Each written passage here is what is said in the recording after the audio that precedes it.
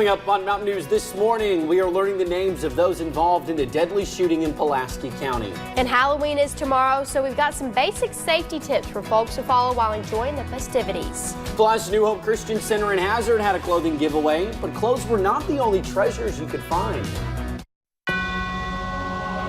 Dedicated to Eastern and Southern Kentucky, this is WYMT Mountain News This Morning. Good morning, it is 6:02. I'm Will Puckett. And I'm Madison Pergram. Thank you for tuning into Mountain News This Morning. Madison, today should be our last relatively nice day of the week before we kind of drop like a ton of bricks. Rain, he's saying snowflakes, maybe. Don't start crying yet. Let's toss it over to Brandon to give us a breakdown of what we should expect on this hump day. Brandon, good morning. My head hurts. Good morning to both of you and good morning to the folks at home. It's been a very active forecast and we've been talking about it for days now, so let's get into it and talk about what's going on at the moment. A little shower activity down in far southeastern Kentucky, East Tennessee there around Bell County, going into parts of Harlan County there, over into Claiborne County. Not a whole lot, but that's just the sign of things to come later today. That rain's going to pick up with the cold front. Temperatures in the 50s area wide, anywhere between 53 and 58, 59 I think actually. 67 this afternoon. Those rain chances will increase throughout the day. Headlines as we look ahead: cold front arrives, a soggy Halloween, and then some chilly temperatures on the backside of that front. More on that in a little bit. Will? Alrighty, Brandon, thank you. Well, new this morning, 12 people were shot at a home in Long Beach, California Tuesday night. 3 are dead and 9 others have been taken to hospitals. Local police say 2 hooded suspects opened fire at a home near the intersection of 7th Street and Ohio Avenue. Initial reports from the scene said a Halloween party might have been taking place at the home. This is a developing story and we will update you as we learn more on our website and right here on air. And with that likelihood of rain and nasty conditions in the forecast, many cities and counties are moving their trick-or-treat dates to other days this week. You can find the latest list of trick-or-treat dates on our website at WYMT.com. We plan to continuously update the list as more cities and counties make decisions. A positively adorable contest yesterday afternoon in Louisville. The Value Market in Mid-City Hall hosted its annual Pet Halloween Costume Contest.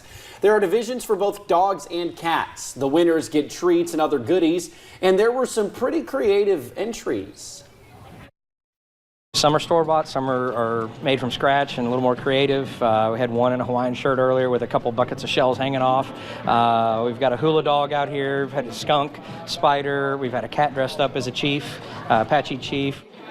Members of Ballard's High School's Animal Relief Club judged last night's contest, and it's all for a good cause. Proceeds benefit Tyson's Chance, a nonprofit that finds homes for senior pets.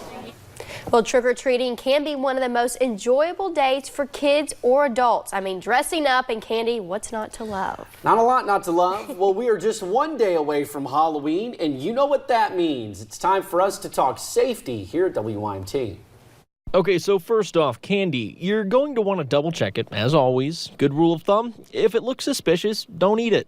Suckers, the little dum-dum suckers, if the wrapper's falling off, that's something usually not to mess with. Tampering of the wrapper is one of the best ways to tell. Now, candy is obviously worrisome, but one of the biggest threats does not come from those sweets. Halloween is one of the most dangerous times of the year, holiday-wise, for children getting hit by vehicles. Cars on Halloween are and should be scarier to you than these lawn decorations. The National Safety Council shared this frightening statistic. Children are more than twice as likely to be hit by a car and killed on Halloween than any other day of the year. For motorists, you want to slow down in your neighborhoods, watch for kids who may be in dark clothing. Hazard Police Officer Zach Miller offers some good advice to help keep that scary statistic away from your neighborhood. You want to make sure that they've either got reflective tape, glow sticks, flashlights, something like that to illuminate themselves as they're walking, when it gets dark.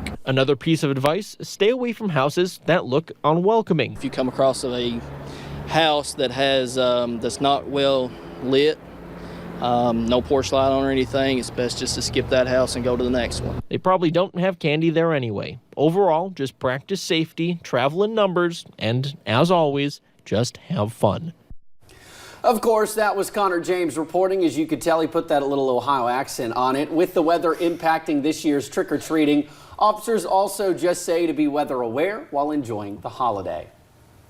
And more than 18,000 people have signed a petition on change.org to close McCamey Manor in Tennessee. The manor is advertised as an extreme haunted attraction, but many describe it as a torture house. The owner, Russ McCamey, says he finds the change.org petition humorous and that he isn't doing anything illegal. He adds that there are more than 27,000 people on a waiting list to take the challenge for the $20,000 prize, and nobody has completed it so far. McCamey screens each participant personally, and if accepted, there's a long list of rules which include watching a 2-hour-long video, signing a 40-page waiver, and passing a physical. Well, we are learning the names of those involved in a deadly shooting in Pulaski County on Sunday. Police say 30-year-old Donna L. Eldridge died as a result of the shooting at a house in Eubank. The other shooting victim is Bobby Edgar Eldridge. Bobby remains at the University of Kentucky Hospital. Yesterday morning, we learned that he was still in critical condition. We do not have an update for you this morning. Right now, police are not saying who shot who or what led up to the shooting. And the holidays are fast approaching, and this means that scammers are ramping up their efforts into tricking people for money. That is what happened to American Legion Post in Bourbon County. The sad part, the Post was going to use the funds for its annual Christmas party that helps the needy. The Post commander was tricked into spending $2,000 on Green Dot money pack cards after a scammer said their power would be cut off within 30 minutes if they were not paid. Because they knew the exact amounts of what we owe down to the cents, down to the penny. Randy Fisher wants to use this as a warning to others not to fall victim. The Better Business Bureau says if you receive a call from a provider demanding payment right away, hang up and call the provider yourself. Fisher also says they're already having plans to make sure their Christmas party goes on and no child is left without.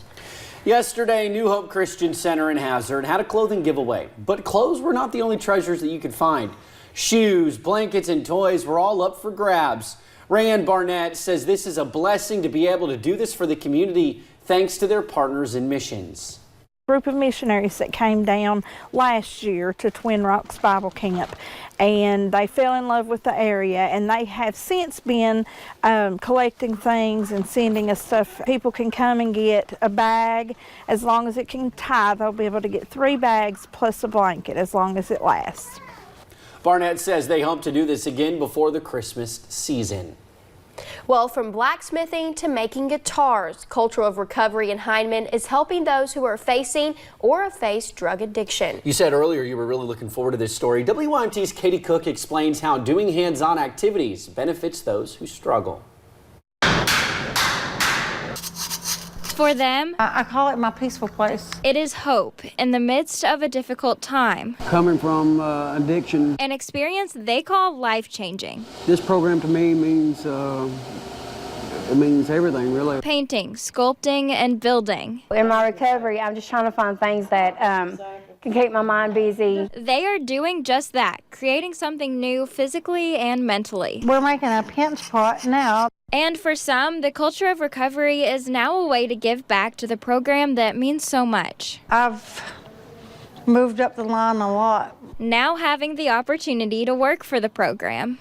This green here is green, like forest green. I'm a sponsor now, so I sponsor guys coming through the program. To see them come in like me, hopeless and not knowing which direction to go, and just kind of lead them and show them, there is a new way of life, there's a better way of living. But everyone involved in the hands-on experience says it just helps them get through. I like to stay busy, and I like to work with tools. Crafting the way for a better life ahead. In Hindman, Katie Cook, WYMT Mountain News. The Culture of Recovery program is part of Hindman's Artisan Center. Participants of the program are with Knott County's Drug Court and local recovery center.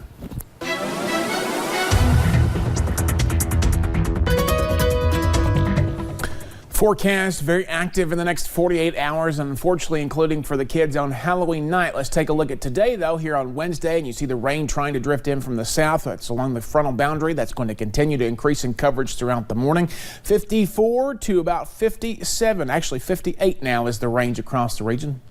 Mid to upper 50s there, and we're going to see that basically trend until about lunchtime, when we'll see temperatures slowly slide up into the mid to upper 60s, but the rain chances will also increase as well. Madison? Well, thank you for joining Mountain News this morning. More news is on the way. The Hazard Stroke and Survivor and Caregiver Support Group partnered with Hazard ARH yesterday for World Stroke Day.